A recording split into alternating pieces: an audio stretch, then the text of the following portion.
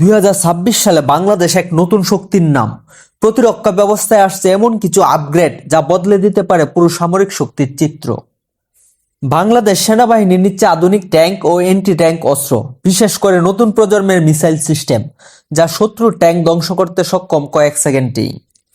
বাংলাদেশ বিমান বাহিনীও বসে নেই, নতুন মাল্টিরোল ফাইটার জেট যুক্ত হওয়ার পরিকল্পনা চলছে, যা আকাশে দেবে আধিপত্য এবং বাড়াবে স্ট্রাইক ক্যাপাবিলিটি। ড্রোন প্রযুক্তিতে আসছে বড় পরিবর্তন, নিজস্ব প্রযুক্তিতে তৈরি আধুনিক নজরদারি ও কমব্যাট ড্রোন, যা সীমান্ত নিরাপত্তা ও গোয়েন্দা তথ্য সংগ্রহ হবে গেম চেঞ্জার। বাংলাদেশ নৌবাহিনী পাচ্ছে নতুন যুদ্ধজাহাজ ও সাবমেরিন আপগ্রেড।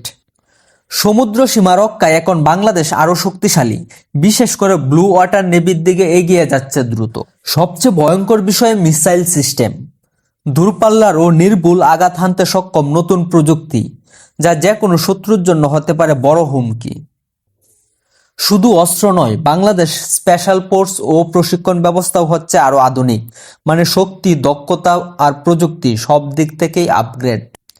2026 সালে বাংলাদেশ আর আগের মতো নেই, এটি এখন একটি উদীয়মান সামরিক শক্তি। আপনার মতে এই আপগ্রেড কি দক্ষিণ এশিয়ার সামরিক শক্তির ভারসাম্য বদলে দিবে? কমেন্টে জানান আপনার মতামত।